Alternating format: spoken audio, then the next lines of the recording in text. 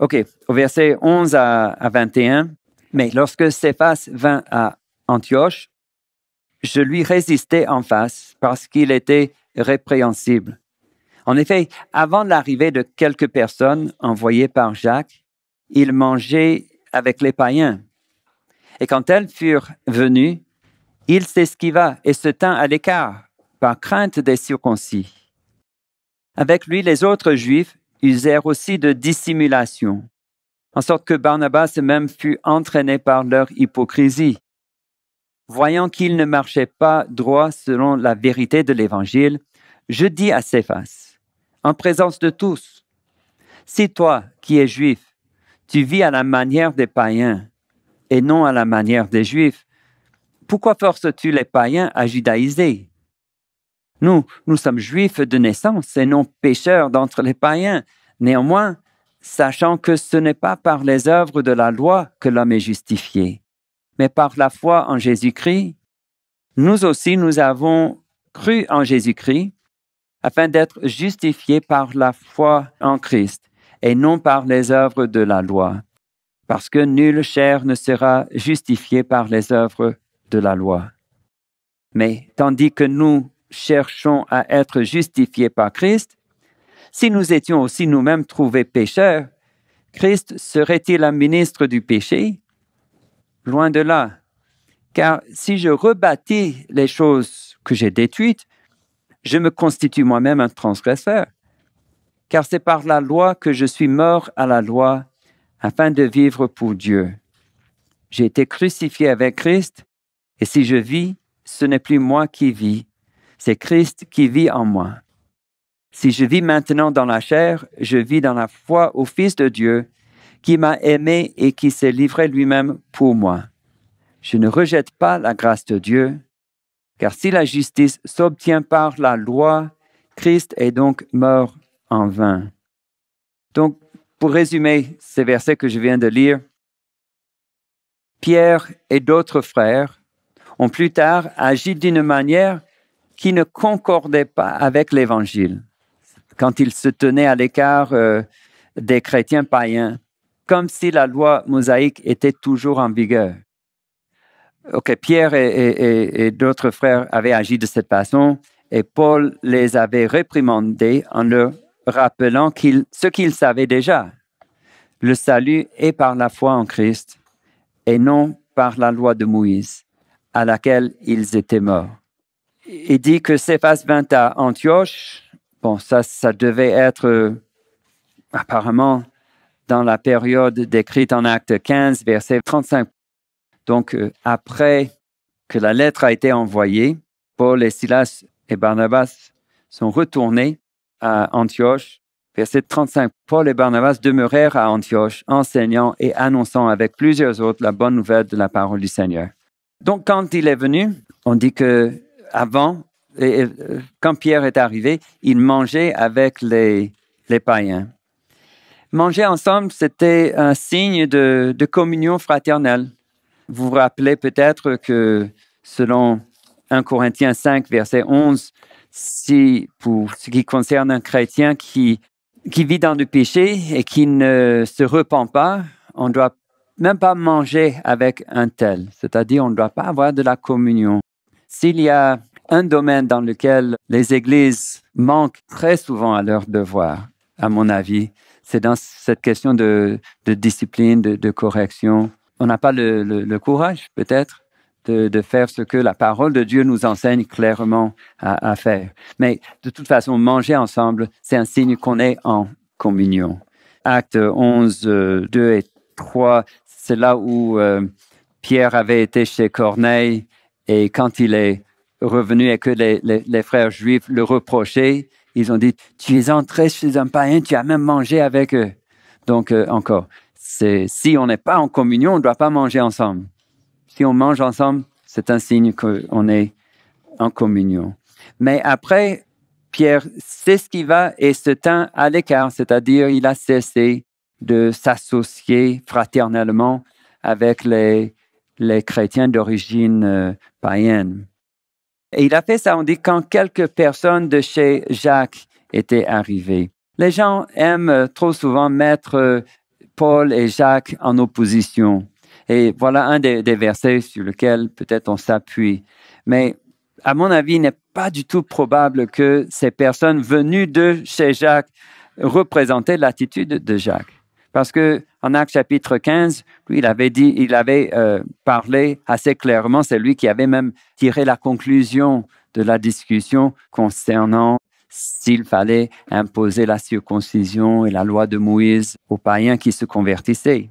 Bon, l'autre chose que les gens prennent pour mettre Paul et Jacques en opposition, on le verra peut-être un peu plus tard, mais Paul parle souvent du fait qu'on est sauvé par la foi. Et Jacques parle d'être sauvé par les œuvres. Et les gens veulent les mettre en conflit. Mais si on comprend chacun dans son contexte, selon ce qu'il est en train de dire, il n'y a pas de désaccord entre les deux. Donc, c'est vrai que Jacques était un leader parmi les chrétiens d'origine juive. Et ceux qui étaient venus, bon, ils étaient venus de Jérusalem, où la plupart des chrétiens étaient juifs. Mais Paul dit, je lui résistais en face, c'est-à-dire à Pierre. Et ça, c'est significatif que l'apôtre Paul a osé faire cela, mais Pierre n'était pas, comme certains le prétendent, le pape. Il n'était pas le chef de l'Église au-dessus de Paul ou des autres apôtres. Pour Paul, Pierre n'a pas plus d'autorité que moi ou aucun autre apôtre. La faute de Pierre était due à la lâcheté et non pas à l'ignorance. Pourquoi je dis cela? Parce que en Actes chapitre 10, verset 28, quand Pierre plutôt était chez Corneille, il a dit, Dieu m'a appris à ne regarder aucun homme comme impur ou souillé. Donc, Dieu lui avait appris ça, il avait compris, ce n'est pas une question d'ignorance ici, c'est tout simplement une question de lâcheté. Il avait peur de la réaction de certaines personnes dont il voulait toujours conserver le respect. Maintenant, les autres juifs, c'est-à-dire les autres chrétiens juifs, ont aussi usé de dissimulation. Ils faisaient semblant de croire que les frères païens n'étaient pas purs. Et quand il dit Barnabas même a été entraîné par leur hypocrisie, bon, nous savons que Barnabas était un homme bon, un homme de bien. Tout au long du Nouveau Testament, on le voit de manière très positive. Et non seulement cela, mais Barnabas avait déjà accompagné Paul lors du premier voyage missionnaire, en Actes 13 et 14, où ils avaient apporté l'Évangile à beaucoup de païens, beaucoup qui avaient été convertis. Donc, c'était vraiment surprenant que même Barnabas soit entraîné dans cette erreur. Maintenant, au verset 14, Paul dit, « Il ne marchait pas droit selon l'Évangile. » Souvent, quand j'enseigne quelqu'un, même quand j'évangélise, je pose la question, qu'est-ce que c'est que l'Évangile? Et parfois, les gens me disent, c'est la parole de Dieu. Je dis, bon, c'est vrai, l'Évangile fait partie de la parole de Dieu, mais l'Évangile signifie bonne nouvelle. Et il y a dans la parole de Dieu beaucoup de mauvaises nouvelles, aussi bien que des bonnes. Donc, l'Évangile est plus limité que cela. Maintenant, parfois, on va dans 1 Corinthiens chapitre 15, où Paul dit que voici l'Évangile que je vous ai annoncé, que vous avez cru, par lequel vous avez été sauvés, si vous persévérez, si vous le retenez tel que je vous l'ai annoncé. Et puis, il leur dit que Christ est mort selon les Écritures pour nos péchés. Il a été enseveli et il est ressuscité le troisième jour, selon les Écritures. Et je dis, voilà l'Évangile. Et cela est vrai, mais c'est seulement le cœur de l'Évangile. Ce n'est pas le tout. Quand Philippe a prêché Jésus à l'eunuque éthiopien, après qu'on lui avait prêché Jésus, il a demandé s'il pouvait être baptisé. Évidemment, quand tu parles de Jésus, tu vas parler aussi de comment bénéficier de ce que Jésus a fait. Comment on obéit à cette bonne nouvelle. Donc, il y a en plus de ces faits, certaines choses qui font partie d'une manière ou d'une autre de l'Évangile. Et ici, le fait que ces frères, ces chrétiens faisaient une distinction entre les juifs et les non-juifs. Ce n'était pas en conformité avec l'Évangile, parce que l'Évangile enseigne que Jésus est mort pour tous et que tous peuvent devenir enfants de Dieu et que c'est par la foi en Christ qu'on devient chrétien, ce n'est pas par l'obéissance à la loi de Moïse. Donc, ce qu'il faisait, c'était un reniement en quelque sorte de certaines vérités de l'Évangile. Paul dit qu'il a dit devant tous, en présence de tous, à Pierre, ce qu'il avait à dire. Le péché de Pierre avait été commis devant les autres et ils en avaient été influencés. Souvent, il est bien de prendre quelqu'un à part quand il y a une erreur ou une faute et essayer de l'amener à voir son erreur, à changer.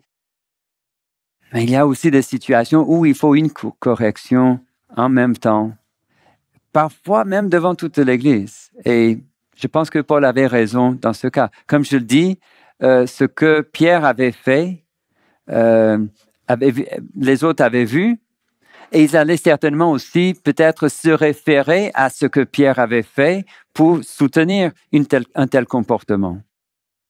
Il fallait que non seulement Pierre, mais les autres qui avaient vu ce comportement sachent que ce n'était pas juste, que ce n'était pas comme ça que des chrétiens qui sont fidèles à l'Évangile se comportent.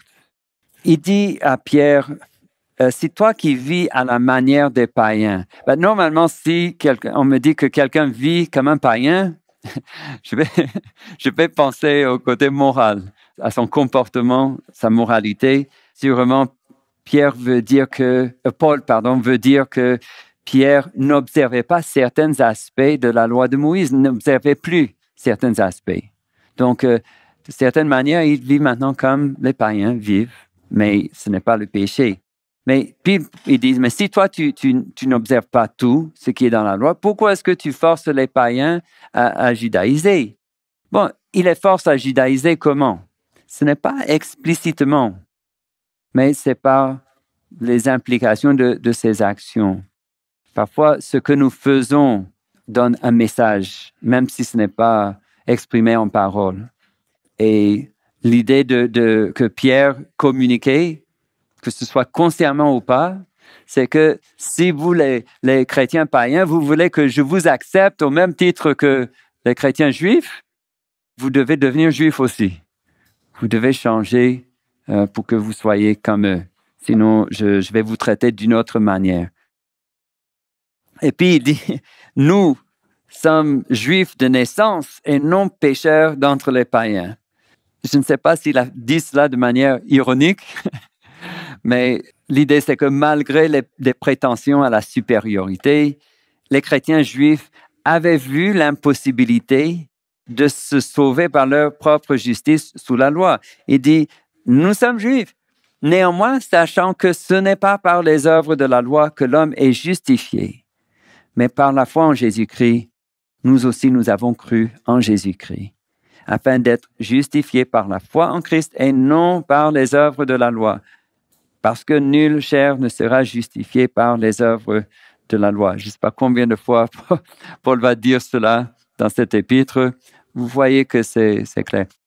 Une chose que je n'ai pas mentionnée vers le début, mais parfois, en étudiant l'épître aux Galates, certains enseignants, certains commentateurs élargissent le sujet pour parler beaucoup du salut par les œuvres, mais ils ne sont pas en train de parler des œuvres de la loi mosaïque. Mais je pense que c'est assez clair tout au long de cet épître. Si vous prêtez attention, il peut y avoir une application du principe, mais la question qui était à l'ordre du jour pour Paul, c'était des œuvres particulières, c'était des œuvres commandées dans la loi mosaïque et que les judaïsants voulaient imposer. Je ne veux pas dire par là que nous sommes sauvés par des œuvres méritoires, mais le sujet, ce n'est pas des œuvres méritoires de façon globale. Le sujet, c'est spécialement la loi mosaïque qu'on voulait imposer. Pierre l'a reconnu en Actes 15, versets 9 à 11. Je vais lire ces 3 versets. comme vous voyez, c'est lors de cette grande réunion à laquelle nous avons fait référence plusieurs fois, Pierre dit, Dieu n'a fait aucune différence entre nous et eux, ayant purifié leur cœur par la foi. Et il parle de la maison de Corneille, donc les premiers convertis non-juifs. Maintenant, donc, pourquoi tentez-vous Dieu en mettant sur le cou des disciples un joug que ni nos pères, ni nous n'avons pu porter? Mais c'est par la grâce du Seigneur Jésus que nous croyons être sauvés, de la même manière qu'eux. Donc, cette vérité, comme je dis, Pierre l'avait reconnue, et c'est pour cela Paul peut lui parler comme cela. C'est vrai, nous sommes juifs, mais nous-mêmes, nous avons cru en Jésus parce que nous avons compris qu'on ne peut pas être sauvé par la loi et que c'est un joug qu'on n'a pas pu porter. OK. L'homme est justifié par la foi en Christ. Le français courant ajoute le mot uniquement, qui peut changer légèrement le sens, mais ça dépend de la manière qu'on lit la phrase. Pour ne pas trop accuser injustement le français courant, mais ils ajoutent quand même le mot uniquement, qui ne se trouve pas dans le texte grec. Ça au moins, ce n'est pas dans le texte. OK, on est sauvé par la foi, mais c'est quelle sorte de foi? Soit c'est la foi qui s'exprime dans l'obéissance, parce que Paul dira au chapitre 5 que c'est la foi qui est agissante par la charité, qui a de la valeur. Parfois dans Galates, comme parfois en Romains, Paul emploie le mot foi dans le sens objectif, dans le sens de ce que nous croyons, donc de l'Évangile. On est sauvé par l'Évangile, mais il est aussi vrai que nous sommes sauvés parce que nous croyons en Jésus. Donc, les deux sont possibles comme réponse. Maintenant, il dit que nulle chair est justifiée par les œuvres de la loi. Pourquoi? D'abord parce que personne n'accomplit parfaitement ce que la loi demande. Et nous verrons cela plus au chapitre 3 ou 4. Aussi parce que la loi est incapable de rendre juste celui qui l'a violée. Pourquoi? Quelle provision était dans la loi pour celui qui avait violé? C'était des sacrifices, des animaux qu'on devait sacrifier. Alors que l'Épître aux Hébreux dit clairement que le sang des boucs et des taureaux ne peut pas ôter le péché. Donc, on ne peut pas être sauvé par la loi parce qu'on n'arrive pas à la garder parfaitement et parce que si on ne l'a pas gardée parfaitement, elle n'a pas une provision suffisante pour réellement enlever le péché. La loi ne peut pas sauver. Les versets 17 et 18, je dis, sont reconnus comme difficiles. Il dit, mais tandis que nous cherchons à être justifiés par Christ, si nous étions aussi nous-mêmes trouvés pécheurs, Christ serait-il un ministre du péché? Loin de là. Car si je rebâtis les choses que j'ai détruites, je me constitue moi-même un transgresseur. Peut-être que le sens de ces versets et ce que j'ai écrit, si nous faisons retour à l'ancienne loi, les autres en tireront la conclusion que Christ nous avait détournés de la bonne voie. J'ai laissé la loi pour suivre Christ, maintenant je reviens à la loi alors que c'est ma foi en Christ qui m'avait amené à ne pas suivre cette loi. Bon, c'est que Christ m'avait égaré. Verset 18, si je rebâtis les choses que j'ai détruites, je me constitue moi-même un transgresseur, soit pour avoir détruit la loi en l'abandonnant au départ, soit par le fait de rebâtir ce qui, dans le plan de Dieu, était aboli. Je ne sais pas si vous suivez. Ça va? OK, versets 19 et 20 alors. Il dit, car c'est par la loi que je suis mort à la loi, afin de vivre pour Dieu. J'ai été crucifié avec Christ, et si je vis, ce n'est plus moi qui vis, c'est Christ qui vit en moi. Si je vis maintenant dans la chair, je vis dans la foi au Fils de Dieu, qui m'a aimé et qui s'est livré lui-même pour moi. La loi a conduit Paul à Christ. Il s'est uni à Christ par le baptême et il a aussi été dégagé de la loi. Donc, par la loi qui m'a conduit à Christ, j'ai été aussi dégagé de la loi. Maintenant, quand il dit c'est Christ qui vit en moi, ce n'est plus ma justice imparfaite que Dieu voit quand il me considère, mais c'est plutôt la justice parfaite de Jésus qui vit en moi. Et c'est une grande source de, de courage et de réconfort pour nous, que de savoir que notre justice, que nous savons très bien être insuffisante, ce n'est pas cela que Dieu va considérer. Je vis par la foi au Fils de Dieu. Et là, c'est l'idée que j'ai la vie spirituelle par la foi au Christ, plutôt que la mort à laquelle la loi m'avait condamné. Sous la loi, c'était la mort spirituelle, parce que la loi me condamnait à cause de mon péché. Mais en Christ, j'ai plutôt la vie. Maintenant, au verset 20, il dit « Je ne rejette pas la grâce de Dieu ». Ce serait la conséquence logique d'une recherche de la justice par la loi de Moïse. Si je cherche à être justifié en suivant la loi de Moïse, c'est que je rejette la grâce de Dieu. C'est que je veux être sauvé par mes propres efforts, par ma propre perfection ou justice.